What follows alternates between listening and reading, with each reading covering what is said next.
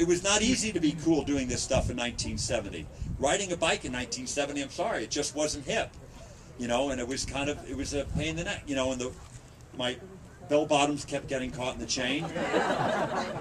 The wind resistance from my afro slowed me down. It was not easy in 1970. But now it's a much different day. It's a very good day. So thank you people about these things. And then the next season on shows like The Simpsons, on shows like, David E. Kelly shows or what have you, Boston League or what have you, they have these environmental themes on the show the next season because they get great speakers, people who are knowledgeable, scientists like Stephen Schneider on climate science and people like that to come and talk to these writers and showrunners, the people that run the TV series and what have you, and write the movies and produce the movies, and they get these messages into the things with good science, always with the best science, people with PhD after the name.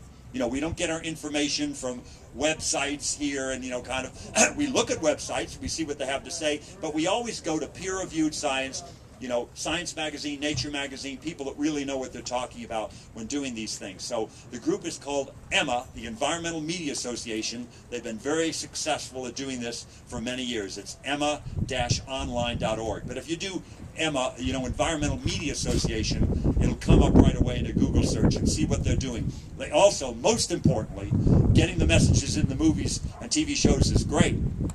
But what's as important for me is walking the walk. And now, finally, after many years, they're really getting good. There's still a ways to go, but they started in 1990, and by 2000 they had gone a long ways, and now by 2010 we'll be doing pretty good of making these Hollywood wasteful productions more green. Horrible waste in Hollywood.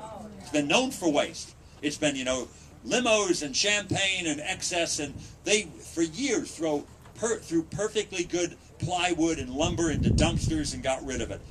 They didn't recycle things on the set. They didn't recycle in the production offices. The production offices never thought about energy efficiency. There was no, thought about energy efficiency with the vans that picked up crew and actors and what have you. Now they have a green checklist for all these productions. We give awards every year at the Emma Awards for the productions, and it's a very much sought after award. And the people that aren't even on the radar screen of this are kind of scorned. The people who get the highest rating are thought of well. So people want this award now, and they want to do these things because there's also not just the bragging rights, but there's some savings. So now sets, they recycle on the set. They got rid of water bottles. They have people using cigs and what have you, using coffee mugs instead. They're printing scripts on recycled paper. They're mostly not printing scripts at all, sending them as a PDF file to the crew members and the actors and whoever has to do it. So they've greened up the production offices too, done many, many things. I could give you a long list, but check out Emma. Yes, ma'am. Completely understand. Let's make these people accountable. A lot of the money's been frittered away so far. What happened to all that money? There were excesses that we've discovered since the bailout. Rather than making more inefficient cars or even exclusively cars, I love the idea that she's proposing that these giant factories that have the capability, have big, coal presses, drop forges, and lathes and milling machines, want to make wind turbines. Want to make, all kinds of stuff. Get that manufacturing process, retool, and make other things rather than just automobiles.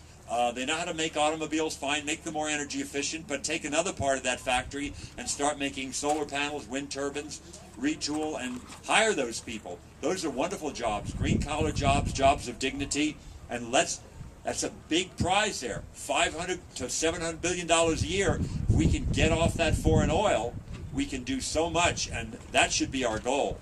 And take some of that bailout money and put it into every possible effort that can get us off that $507 billion, and we'll get that money back right away in a few scant years if we do it right, if we spend it right.